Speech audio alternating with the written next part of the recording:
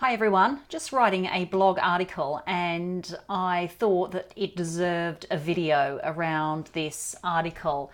And it's all about the conversation around money. And money is a huge component of a household, of a family, of their existence. So many decisions are based around money, and also there are so many controversies and pain points around money as well. Things like the planning around money, where money, household money or incomes should be distributed and how they should be distributed.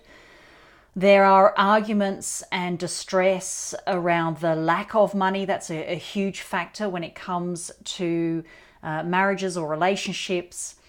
And some of the breakups, or a lot of the breakups, they've done surveys, the breakups of relationships have actually come down to money or money issues.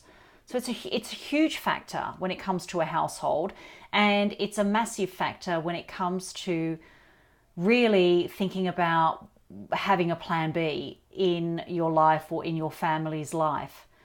So let's sort of talk about what's going on here in Australia. The cost of living here now is huge, and it just came up on the news earlier that retail spending in this country in the lead up to Christmas is dropping dramatically, and it is coming down to a few factors. Firstly, online retail. I'm going to talk about that in a minute. But a lot of it too is to do with instability, to do with people's confidence around where the economy is going and their own household budget. And what's happening is people are concentrating more on paying mortgages, because you've heard, if you're not living here in Australia, the average house here in Sydney now is $1 million. So the mortgages are huge, the mortgage repayments are really, really big. And even to buy a basket of groceries now, it's becoming hugely expensive. So the cost of living in this country is going up, and people are more concentrating on having a roof over their head than they are, going out and buying Christmas presents. So that's the first thing around when it comes to, household incomes, what's going on, the cost of living here.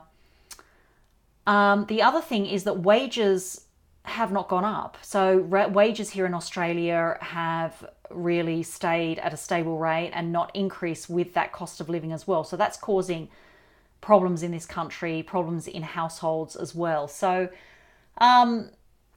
it's interesting because also on the news as well in the last week, I think it was something crazy like 3,000 jobs were made redundant. We had a very big car manufacturer here in Australia go out of business, and as a result of that, 3,000 jobs, people are out being made redundant and now looking for work. And these are households that don't have a family income or a one-person family income coming in. And it's a huge problem in this country. There are so many factors. The fact that I mentioned retail now is going online, and people are now looking to the online experience for shopping. This has created a surge or a demand, I think, for businesses that can create something online, whether it be the selling of products or even the selling and marketing of services. And this is particularly relevant for the business that Chris and I are doing and have gone into. And we're just going to see more and more increase in, the demand for what we do and what we deliver here. And this is a way of people creating their own plan B, sort of future-proofing their income and being able to create something that they have more control over. Because the big misconception out there is that we have any sort of job stability or security out there. That's not happening anymore. You have more stability and more security in a business model that you can have control over creating and then generating income from.